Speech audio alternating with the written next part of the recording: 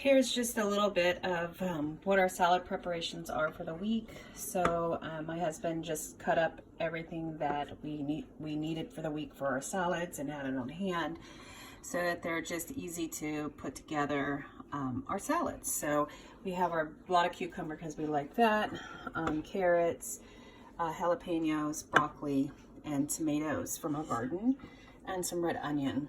So we'll garnish this on our leafy salad, and voila.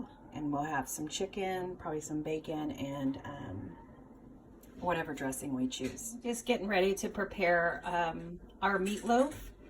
And I do make this very, very simple. So here's my pound of hamburger, and I'm going to use, this is 2 parts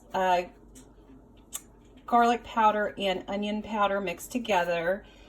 It's probably about 2 tablespoons of each.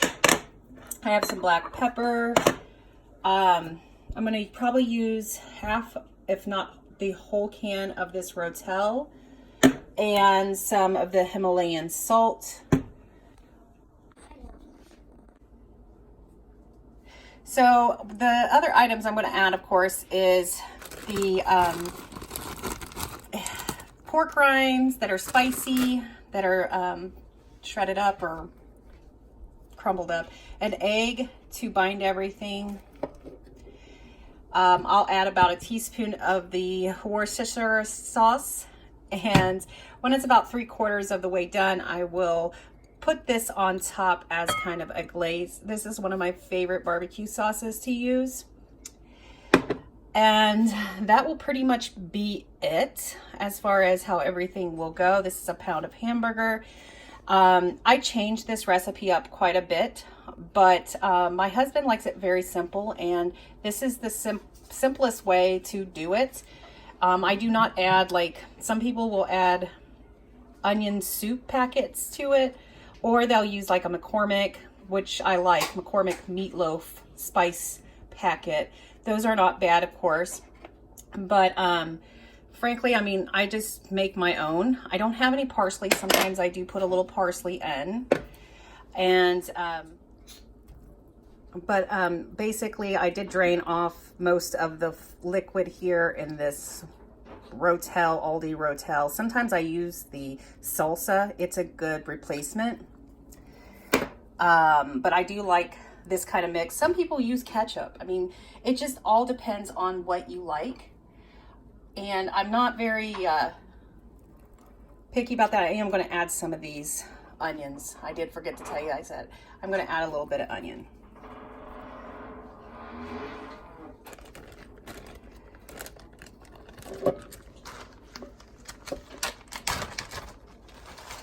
And just put the crumbles together.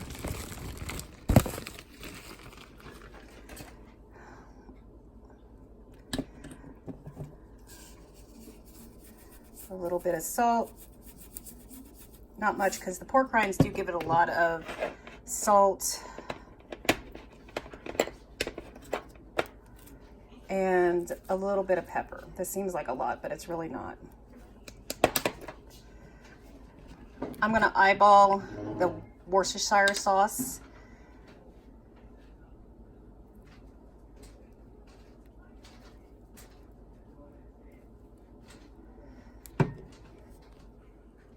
And of course I added the egg. What I'll do is I'll go ahead and mix this up, put you guys down, and show you the product before I stick it in the oven.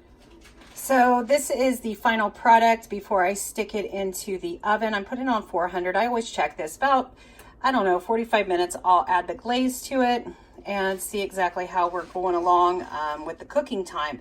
But it's, as you can see, it's not that big. This is a standard like bread container. I don't know. They use this for like dessert breads and such. Like it's a loaf pan. And I just added a little bit more of the Rotel on it, just so I could use a little bit, add some more flavor. And that's about it on that. Now, sometimes I also put it in muffin pans. I have shown that in other videos. but I just wanted to kind of get it done and over with right now. So the next item I'm going to show you here is a pound of chicken breast. It's just one kind of, as you can see, like if you look at my hand here, it's literally not that big. Next time I'm gonna put you on my tripod, I promise. But anyways, all I'm going to do with this is just be real simple with it. I'm just going to add some garlic powder.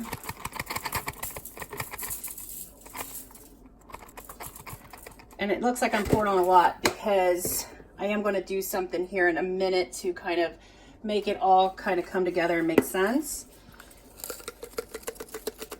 I'm running out of, I need to go and stock up on my seasonings because I am running out of them. Since we've been doing more cooking at home than I'm used to, I am running low. Now, this is kind of,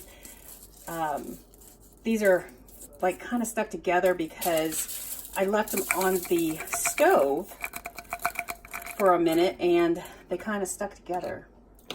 And so that's why it's all like in ball. And that's pretty much it. So I know it's kind of gross, so beware. So this is kind of like what I do because it's still a little damp and it is still frozen in the middle. I am going to just go ahead and get as much of that flavoring on the other side as possible and coat it. All right, and then I'll be right back. So what I did was I just added a little bit of pepper to this, and I'll add a dash of salt.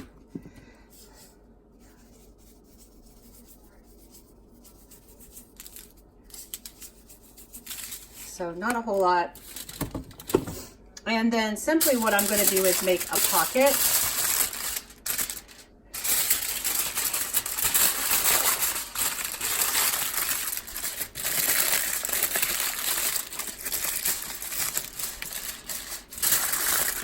And I'm sure a lot of you have already seen this done before.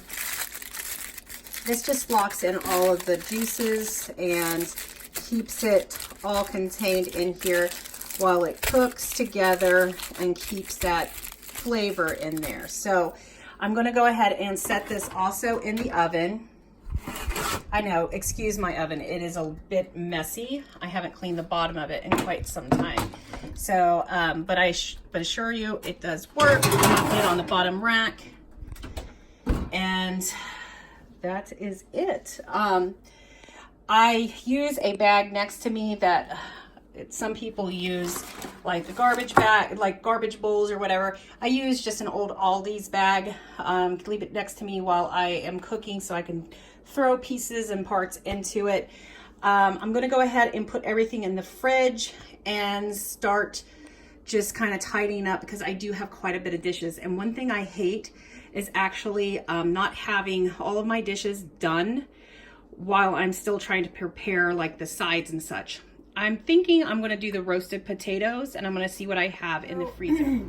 So I've got the potatoes cut up. I try to do as even cuts as possible. I am not the best at that, but I do try. They're all about the same. I cut them into like French, like what do you call those, big steak fry size, and then just chop them up like that.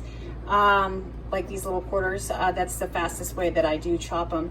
So I think I'm going to go ahead and roast these in the oven. Let me get everything. Here's what I have done to them so far. Basically, it's very simple. All it is garlic powder, some of this French fry seasoning, salt type stuff from the Dollar Tree. I do like this. Oh crap. So I did add some of that. Excuse me, I accidentally dropped that in there. And then we'll see. I like to roast it that way. It's usually got enough salt and everything in it, so I don't have to worry about salting it again. Now I'm going to take my little spatula and kind of get it all incorporated. Just a second. It's hard to do this with one hand. You don't realize it. again, I will make sure that I get this on a tripod. This is kind of unexpected. So I will go ahead and come back and show you what the finished, well, the product looks like when I put it on. So I used the pan that I had my little chicken on, and I went ahead and just put a little pepper on it, but this is everything spread out. And I'm gonna go ahead and just stick it in the oven with everything else. And hopefully I'll show you everything, what it looks like when I get something plated. So it'll be just as isn't like the most beautiful picture at all. So this is like 3/4 the way done. I added the barbecue sauce as a glaze on top of it, and I'm going to stick it back in the oven to completely cook, and then we'll show you what everything else looks like. So everybody, here's the finished product. Not the most beautiful plating, but I did make some green beans. They just have a little butter, and you can see with the meatloaf, kind of looks gross, but I assure you it's delicious. You can see all the tomatoes and everything from the rotel. Perfect potatoes. They are roasted, almost looks like fried potatoes, but I just put them in the oven with a little olive oil and some seasoning. So that's my husband's plate. And I haven't even dug into the chicken to cut it up yet. I haven't even looked at it. It's still in its little pouch. But that's what I am cooking tonight on Sunday for dinner. So here's the chicken breast that I cooked. It was a pound. And it filled up a pretty nice size bowl. It's not the hugest bowl from Pyrex, but I think this is a 4-cup container. So this is good for either making chicken salad or making, just putting it in your regular green salad. And that's what we will use it for. My husband is not a fan of when the chicken kind of looks like this, because to him it's like it's kind of like what do you call pulled chicken, and he hates that. But I think that some of the big chunks he will be okay with, and we'll see. All right, I'll come back at you with my next meal.